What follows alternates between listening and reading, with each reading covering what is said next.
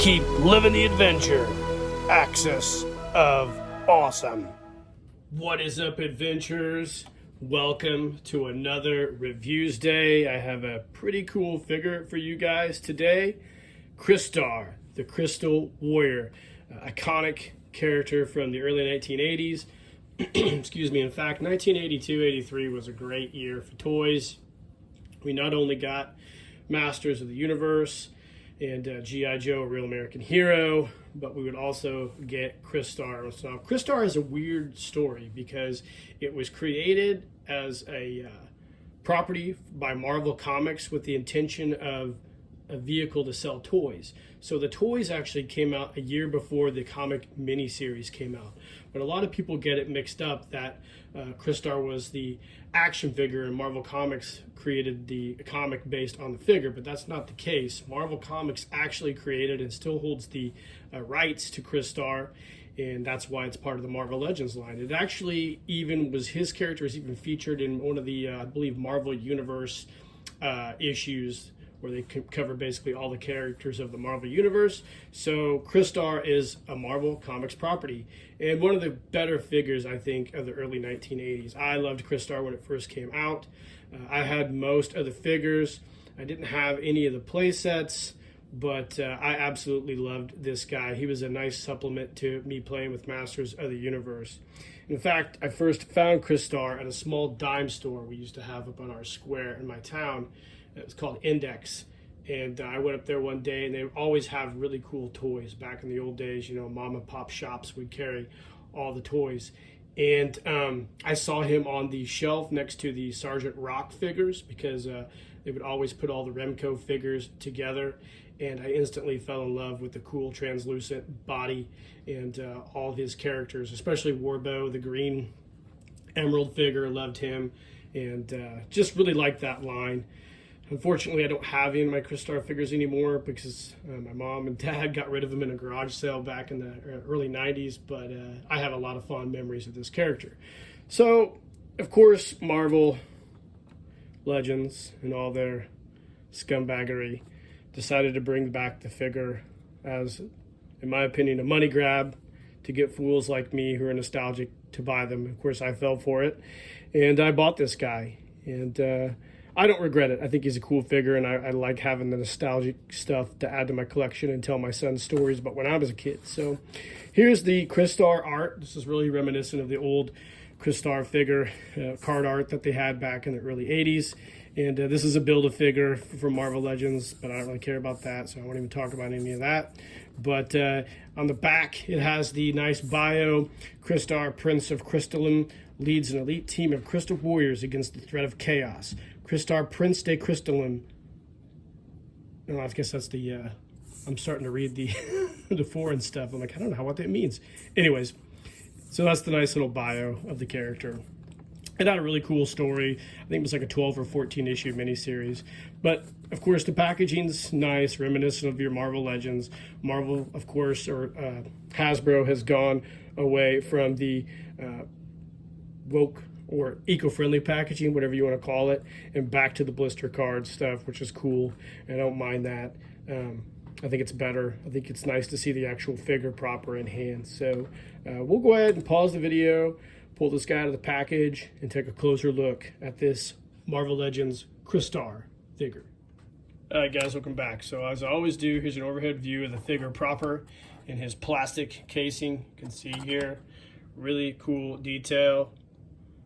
Comes with a little bit of gear.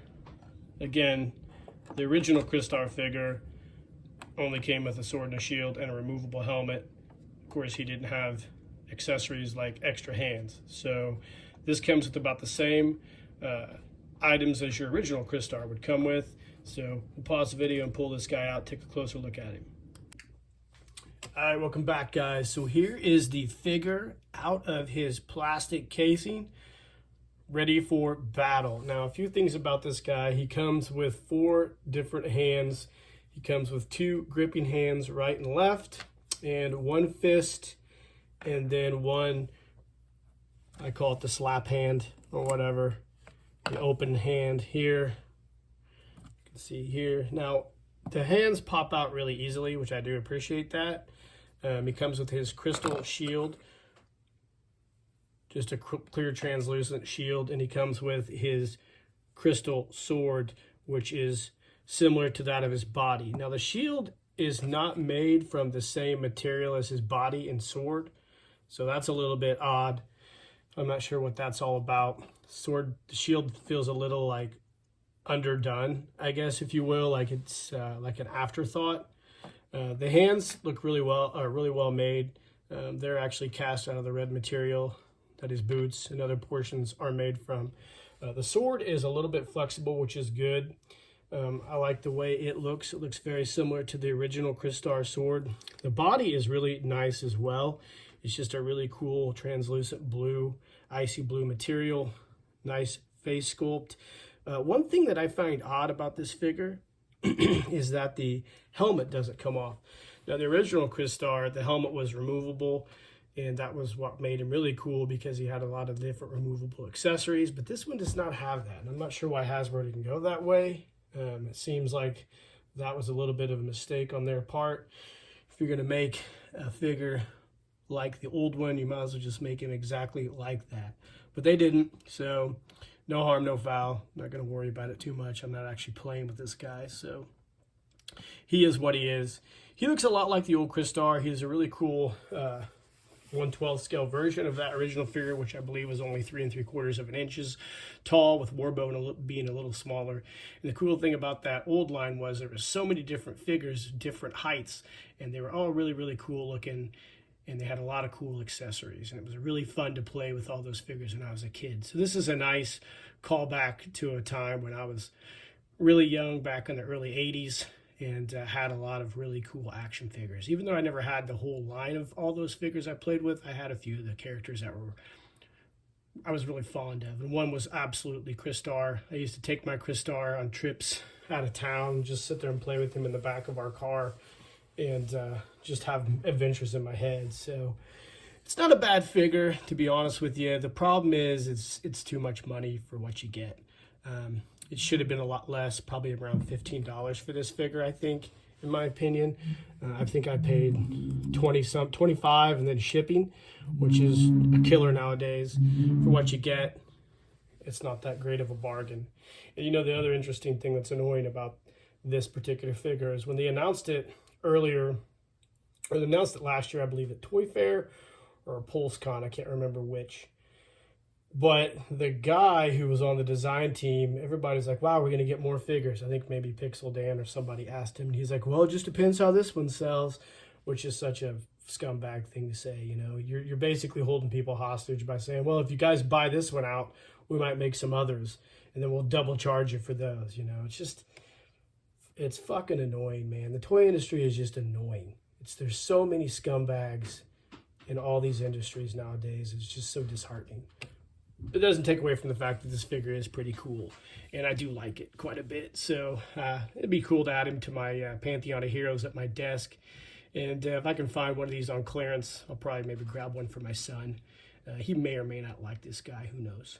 So anyways, guys, this has been the review of our Crystar Warrior of Crystalline figure.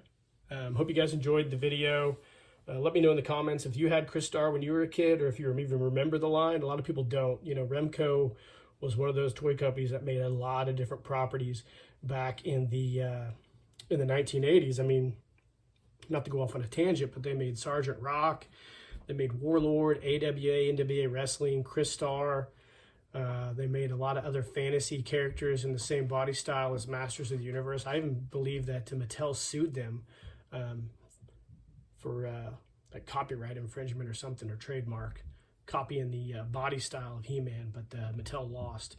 But anyways, it's a cool figure by Remco, a nice callback to the Marvel comics of that time too, the weird toy property grabs that all the comic book companies were attempting to do, and same likewise with the toy companies. So guys, like and subscribe to the page, hit the notification icon, and that's about it. Hope you guys enjoyed the review.